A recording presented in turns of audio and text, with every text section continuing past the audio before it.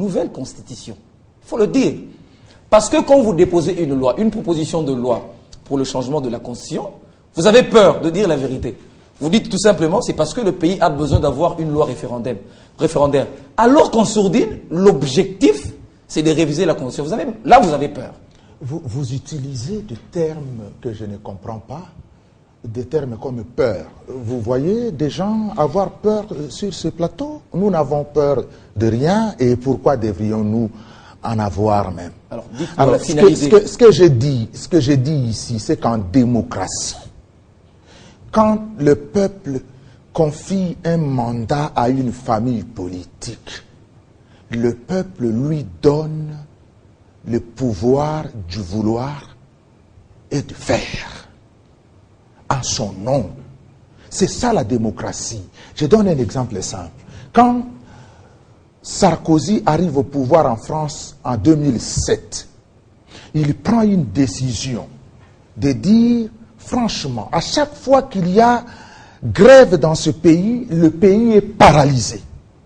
Il faut qu'on instaure ici un service minimum. Si certains veulent aller en grève, il faudrait quand même que les bus continuent à transporter les gens qui ont besoin, qui ont envie d'aller travailler. Le droit de grève est un prescrit constitutionnel en France. Mais Sarkozy, en 2007, quand le peuple lui a confié le mandat de gérer la France, a changé ça. Parce que quand on a le pouvoir dans une démocratie, on a le pouvoir de vouloir et de faire pour le peuple. Ça, c'est une chose très importante. Mais ici, chez nous, les liens, c'est que 2011, 28 novembre, les Congolais ont donné à Joseph Kabila un mandat de 5 ans. Pourquoi faire? Pour réformer ce pays, pour faire évoluer ce pays vers de bonnes choses. Il est tout à fait naturel qu'un certain nombre de lois soient mises, non seulement mises sur chantier, mais aboutissent à des réformes fondamentales dont nous avons besoin dans tous les secteurs de la vie. Oui. Ça, c'est une chose. Maintenant, je ne vais pas parler de ça parce que vous me posez une question tendancieuse et je vais vous répondre. Mes amis ont dit tout à l'heure que c'était leur point de vue, c'est le mien aussi.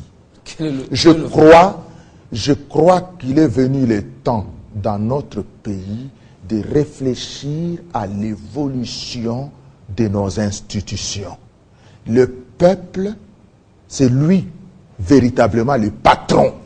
C'est le peuple qui est le chef. C'est le peuple qui peut tout. Si le peuple décide, dans le cadre d'un référendum par exemple, que nous avons besoin d'une autre constitution, c'est le peuple qui l'exprimera. Voyez? Et ça, c'est démocratique. On ne peut pas empêcher qu'un homme, qu'une femme, qu'un jeune, qu'un vieux dans ce pays puisse réfléchir à comment sera la République démocratique du Congo dans 1 mois, dans 1 an, dans 6 ans. Non. Moi, je pense que le débat d'aujourd'hui, c'est le débat de la vérité. Je suis d'accord avec vous. Eh bien, la vérité, c'est que le peuple a besoin de 2 choses. La première? De comment manger. Ça, on le sait. Vous ne le savez pas beaucoup. Allez-y rapidement. C'est comment se soigner, comment envoyer les enfants à l'école, comment avoir du travail, et comment avoir de la sécurité. Ça, c'est les premiers éléments. Et depuis tout à l'heure, mes amis se sont efforcés pour vous montrer combien le gouvernement de Joseph Kabila se bat pour apporter tant soit peu des réponses à toutes ces questions. Mais la deuxième chose que le peuple veut, c'est que nous soyons un pays souverain qui fonctionne en épousant les contours de son temps. Merci. Et pour épouser les contours du temps, nous devons faire en sorte que nous soyons comme les autres, c'est-à-dire avec des institutions fortes. Or, pour que les institutions soient fortes, il faut que les textes aussi soient adaptés à la volonté du peuple. Donc, c'est pour dire que si demain, le peuple de ce pays prend la décision de changer la Constitution, il aura raison parce que ça sera une manière pour lui d'adapter ce pays au contexte du monde d'aujourd'hui. Alors même s'il y a aujourd'hui un besoin au sein de la majorité présidentielle de réviser la Constitution, j'ai comme l'impression que ce n'est plus pareil parce que le chef de l'État a tranché. À Kingakati, il a dit qu'il conduirait la MP à des victoires futures. La bataille, ce sont les élections. C'est déjà tranché qu'en 2016, c'est fini, les élections. Monsieur Floride, moi je ne suis pas un commentateur des rumeurs et des spéculations parce que tout ce qui s'est dit autour de la révision constitutionnelle, des ambitions des cadres de la majorité de vouloir réviser la Constitution, la Constitution relève de la simple rumeur. Je pense ici que la majorité présidentielle, avec son autorité morale qui se trouve être le président Joseph Kabila, a une mission de donner le bonheur au peuple congolais. Et je pense que c'est l'essentiel. Maintenant, la conséquence, nous devons tirer les conséquences. C'est quoi? Nous devons au dialogue pour nous dire des vérités. Parce que ici, le dialogue est indispensable pour moi. Je pense aussi pour la CENI. Pour éviter des problèmes après l'organisation des élections, nous devons enrôler les nouveaux majeurs. Les nouveaux majeurs, on les trouve dans l'opposition, on les trouve dans la société civile, on les trouve aussi chez nous. Dans nos différentes familles, il y a des nouveaux majeurs. C'est un droit constaté par la Constitution. L'honorable Yves Kissombe l'a dit. De même manière que l'opposition nous demande de respecter la Constitution, je pense que cette volonté aussi vaut pour la même opposition. Nous devons respecter la Constitution, comme l'a toujours dit le camarade secrétaire général de la majorité présidentielle, le président, l'honorable président Obia Minakou, que nous devons respecter la Constitution en commençant du premier article au dernier article. Nous devons dialoguer, nous dire des vérités, voir quels sont les problèmes qui peuvent advenir si jamais on organisait des élections sans tenir compte des réalités actuelles en face de nous. Voilà. Et c'est ça le rôle de l'élite. C'est l'élite qui dirige la masse et aujourd'hui nous considérons que je crois fermement aux intelligences de l'opposition que nous devons converger autour du dialogue. Et il faut organiser des élections, mais des bonnes élections, pas des élections pour les élections. On a fini cette émission, je vous donnerai à chacun 10 secondes pour terminer cette émission. Un dernier mot, qu'est-ce que la population doit conclure par rapport à la création de ces défenseurs, ces gardiens de dogme de la majorité ou de la révolution de la modernité? Les 7 gardiens que nous sommes, nous ne sommes pas nécessairement les seuls. Il y en a. Le président de la République est lui-même gardien du dogme de la révolution de la modernité, parce que c'est sa vision, et tous les autres. Mais nous sommes 7, et nous nous retrouvons pour faire notre travail, pour faire notre travail dans l'engagement qui est le nôtre. Et donc, il m'appartient de dire ici que les arguments de l'opposition, c'est de la foutaise. Merci beaucoup. Voilà, simplement.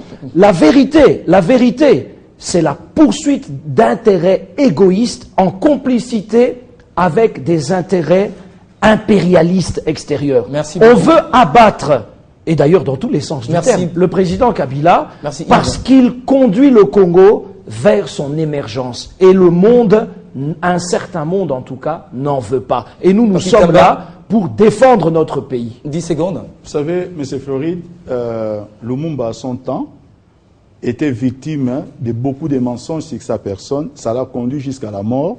Et les Congolais aujourd'hui continuent à pleurer Lumumba. Il y a une particularité, c'est que Lumumba n'avait pas les 7 gardiens.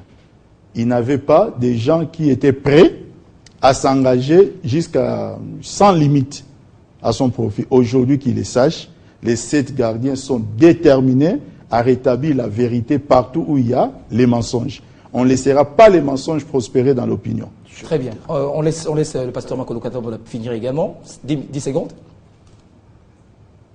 Ce que je dis aux uns et aux autres, c'est que vous soyez de la majorité, que vous soyez de l'opposition, que vous soyez de la société civile, si vous êtes citoyen de ce pays, vous devez vous battre de toutes les fibres de votre chair pour défendre les institutions de la République.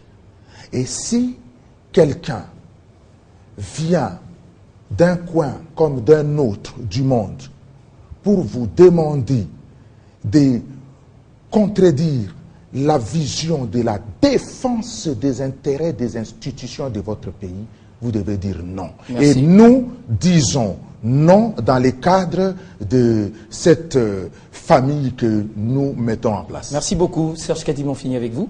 La communauté internationale ne s'intéresse pas aux Congolais. Elle s'intéresse au Congo, au sol et au sous-sol. Peuple congolais, soyez vigilants. Il est grand temps que nous puissions prendre conscience que nous devons vivre dans notre pays, dans toute quiétude. Nous devons jouir de nos richesses. Nous devons nous parler, voir comment on peut partager pour que nous puissions exploiter efficacement, de manière efficiente, nos richesses, afin que nous puissions y vivre les bonheurs. Il y a des problèmes dans tous les pays du monde. Et je pense qu'il est grand temps que nous puissions parler de nos propres problèmes autour du dialogue. Et nous allons dialoguer, nous allons organiser des élections, comme l'a bien dit le président Joseph Kabila. Fin des citations, cette émission est finie. Merci à Papi Tamba, merci au pasteur Makolo Kotambola, merci à Serge Kadima, et également à Yves Kissombe d'avoir répondu à nos questions. Sortie officielle, c'est quand? Parce qu'on sait que la dynamique existe. C'est déjà la Bien. sortie officielle. Merci beaucoup. Vous suivrez. Merci beaucoup. Cette émission est terminée, grand plateau spécial. Portez-vous bien. À très bientôt avec le même plaisir.